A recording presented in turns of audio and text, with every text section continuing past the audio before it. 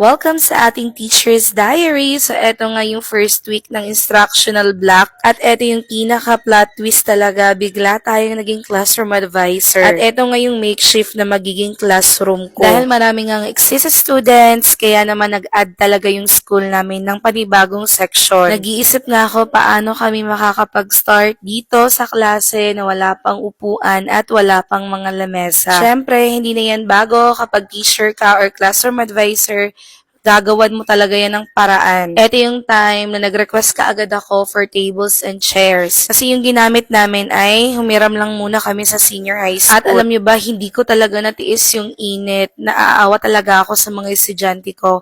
Kaya dali-dali talaga kaming pumunta ng Katarman. Tapos pumunta ako doon sa Save More. Bumili kami dito ng mga wall fan.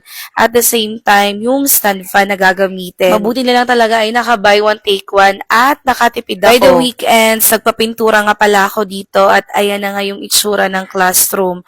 Nagmukha na talagang classroom mga mare. At ayan, medyo naging okay na nga yung classroom natin dito. Yung problema na lang talaga yung sobrang init. Like kakaiba talaga yung init ng panahon ngayon. Kahit papaano meron ng electric fan pero mainit pa rin. I hope ngayong week ay dumating yung na-request kong insulation foam para kahit papaano ay hindi na kami mainitan.